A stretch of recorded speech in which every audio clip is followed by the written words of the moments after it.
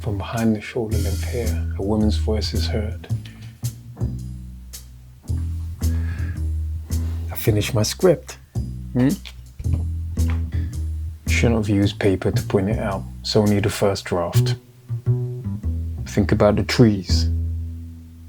It's old school. Anyway, you want to hear what it's called? No, The Free. Yep, that's right. The detective goes on a hunt for the killer because the killer dismembers the bodies in 3 pieces. Alright? Hey? The 3? Get it? I'm working, can't you see? Well, I like it. How's your script coming? It's going, okay? I'm currently doing it. You know, if you're having problems, you know you can go to the story hexagon, right? You know, it's how you write the script. And it's really smart. It's done around a hexagon. No, I do not want to hear about a story hexagon or you have circle obviously or triangle. Your intro, your incite an incident, or whatever. It's all around the hexagon. No? Okay. You should try Joseph Conrad's Hero's Journey. That's always a good one. No, it's not about heroes and capes. Neither is it about lightsabers. Or the 21 steps to making a great screenplay. Anyway, I just want you to read this, so I'm gonna leave this here.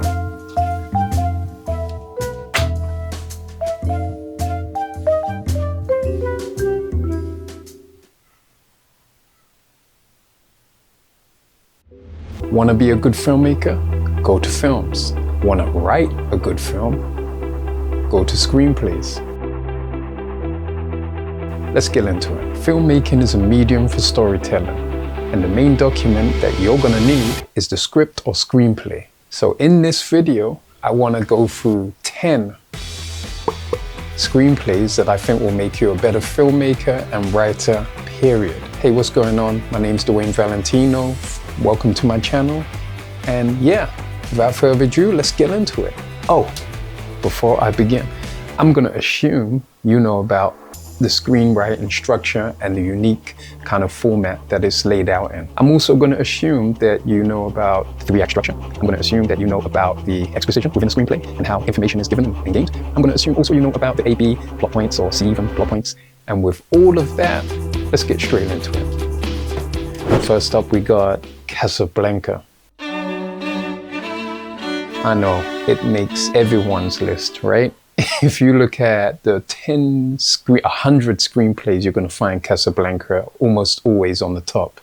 But there's a reason for it. Plot aside, it might be just one of the finest written screenplays you can find. It's clean, it's concise, the dialogue still zips, and if you think about it, this was made in 1954. Scenes move the story along brilliantly. There's no filler to each scene. The film came out in 1954, and yet it's still on everyone's list. And this is why it's really important. You should look at it, because for something to stand true for that long must mean you have certain things that can withstand the test of time, and that is something to always appreciate. Next up, we got Chinatown by Robert Town. Yes, it's another one on the top of the list, and it's for good reason, just like Casablanca. So it's definitely worth checking it out. It's sharply written, it's concise, it handles exposition expertly again. Probably. Yes, positively. Now for a detective story, you're gonna get quite a lot of exposition, but we're gonna see it through the lens of the detective or the protagonist trying to gain this information. So you still have to come up with ingenious or very smart ways of gaining that information. What? In which it doesn't feel like we're just dumped on. Just take my word for it, all right? Also, something called the payoff. Now, the payoff can be hard to do in storytelling. Sometimes you get something in the beginning that you barely take a notice of. It could be innocuous. It could be just an everyday thing that happens or someone has or someone gains. And then later down the line, there's this emotional payoff with it. Or there's a thematic, story-driven payoff with it. that thing then becomes useful, becomes valuable to the character. Go check it out. It's brilliant. The Godfather, written by Mario Puzo and Francis Ford Coppola. A lot of people would say it's one of Coppola's finest works. I mean, I would definitely say so. And yes, it's on everyone's list, and another reason why you should recognize when these things are on the list and they remain on the list, they're there for a reason. Okay? And there's something to be gained from them. It's a tale about the Italian mob family and the eventual succession of that family by the son. What a tale. Wow. It's expertly written. It is adapted from a known book. It's about family dynamics, and it's about the rooted understanding of what families can be like with each other. So apart from the fact that it's an Italian mob, you have very relatable things that make it so brilliant. One of the things I really enjoy about the script is that when you read the opening, just the opening, you gain so much understanding from Don Corleone and who he's speaking to. And that's one of the efficient things you need to be able to, I think, is really important within screenwriting, which is to be efficient with revealing your character. And this does it so well. Citizen Kane by Herman J. Mankiewicz and Orson Welles. Citizen Kane is often cited as one of the best films ever. So you would naturally want to know what the blueprint for that great film was and whether it was one of the best scripts ever. Well, it was one of the best scripts. Is it the best? Maybe not. Now, if you've watched David Fincher's quite recent film called Mank, based on Mankiewicz, who ended up co-writing the script or wrote the script, you'll understand that Welles did have quite a lot of eventual changing of certain elements, as some directors can do. But most of the words belong to Mankiewicz. With all that politics out of the way, let's get into what makes this script so good, and one that I think you should definitely read. The famous words, Rosebud. I mean, we all know those words, don't we? So the film is about the rise and fall of the famous news tycoon, Charles Foster Kane. Now, something about when you actually start to read the script, what's quite obvious from the get-go is how dense the description is. You'll be described things quite intensely. Now, that is also partly to do with the fact, and I'm sure this is Welles's input, but the fact that it has a lot of camera direction as well. So there's a lot of camera direction as well as scene description, something that apparently is a big no-no, but it was used perfectly in here. And as you can imagine, with Welles doing his incredible ostentatious things that he was doing with the camera, because as he rightfully claims, his ignorance of not knowing that you shouldn't do those things, and what ended up being amazing bits of cinematography. I mean, that's a whole nother video, and I'm sure someone's created that somewhere. It's a microcosm of capitalism at the time. And it's all wrapped up in a great characterization and portrayal by Welles. This script is also a classic case of write with the end in mind, because we don't understand Rosebud at first, and then the end, we understand what Rosebud is. And along with it, a bunch of like symbolistic things to do with the character and what it could really mean. And that was in the script. Next up, you got Pulp Fiction by Quentin Tarantino and Roger Avary. Where would the list be if I didn't include a script from Quentin Tarantino? What? I mean, his influence on screenwriting has been nothing short of phenomenal. He came out in the 90s, and we got Reservoir Dogs, and then we got this, what I believe is a contemporary masterpiece. It's a morality tale within these criminal structure. Great storytelling, but the storytelling is wrapped up in this non-linear type of structure, that goes back and forth, and it's just like an amazing, interesting little device that he uses to kind of separate him from all of those similar crime-style dramas and stories. And then you have the dialogue. And what do they call it? They call it Royale with cheese. Royale with cheese. Often attempted to be copied, but never replicated. Now, again, like I said, with Reservoir Dogs, that first came out and we was introduced to part of the dialogue there, which is still a great film, but this, I think, cements his reputation. let's get into the script itself. So you have great characters. I mean, truly great characters. I mean, that's one of his strengths. It's a tale of morality between this criminal world. Whereas The Godfather gave you the horse in the bed, this film gave you the gimp.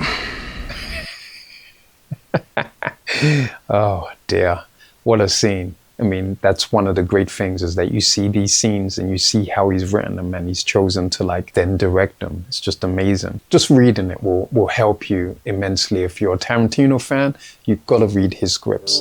Number 6, Aliens by James Cameron. All of the industry professionals, and I don't mean your so-called gurus or script people, I'm talking about the ones actually writing scripts and writing films. All of them understand this script to be one of the best examples of not only a sequel, but how well-written action can be.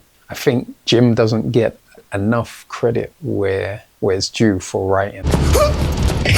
Because we all see the big blockbusters and we all imagine like, oh, okay, that's how he wrote them. And this is such a great example of what his writing is like. His description is clean and it brings great imagery to your mind. He uses, the opening is just amazing. And then his action comes off the page. You really get a sense of what's happening and how Ripley takes on the Queen. His dialogue never feels stilted. And each scene, again, is just moving along at a zip, and it has motivation behind it. I mean, Ripley has a great motivation as a character, because how can you get her to go back to hell, essentially? And how do you do that? By giving her the maternal instinct to venture back into hell, because we all know as parents, or if you're a parent, you will go through hell in order to help your child.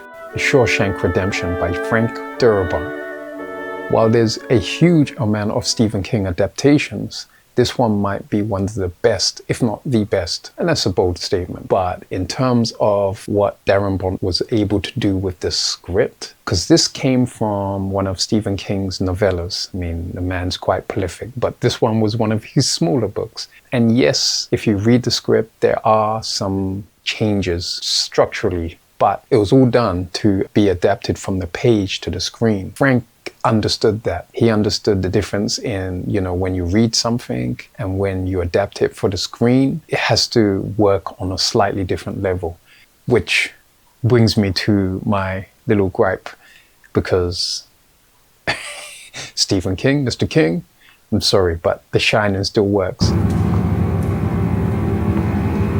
It may have not have been a complete adaptation, but here you have a director in Kubrick who understood how to translate the words and what he felt. Now, some may disagree with me, and that's fine, but it really worked.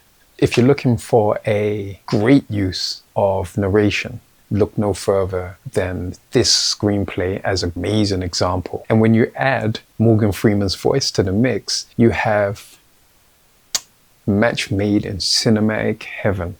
Good old Brooksy and his integration back into society. Oh, that was heartbreaking, and it was beautifully done. In screenwriting terms, you could say you're not following the protagonist. You can say that you shouldn't just go off on a tangent like that and follow another character. But yet it worked brilliantly. Even the ending, which could have went the way with the actual novella, ended up being different. And that was actually filmmaking by committee, because producers and everything said, hey, we can't end the film like that. Red's gotta meet Andy. And as it turns out, it was the most perfect ending. Unforgiven by David Webb Peoples. All of the screenplays on this list are beautiful examples of screenplays and screenwriting. But this one, in a genre that is kind of hard to do something new in, because we've seen so many Westerns before.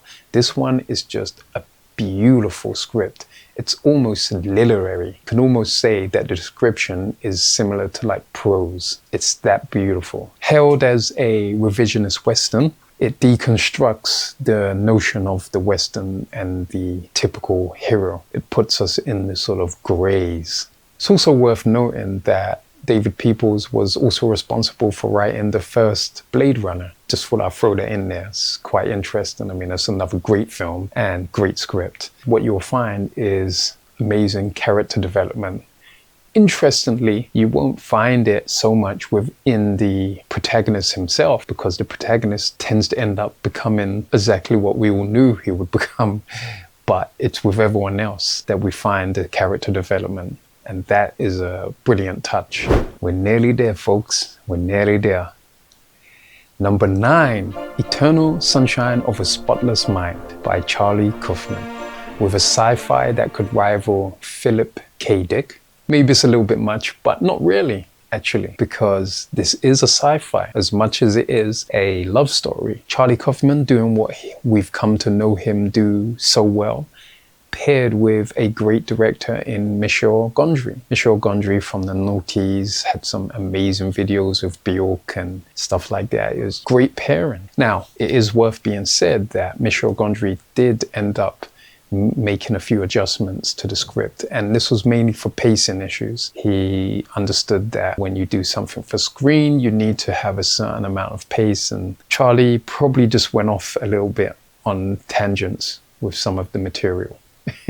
The script is original. It has a complexity to it. Use of language is just like classic Kaufman. It's full of angst and self-reflection and self-deprecation. His description builds out this world so beautifully. I mean, it's like parallel to ours or something. I mean, obviously with the sci-fi idea, but also within the way these people can sometimes interact with each other.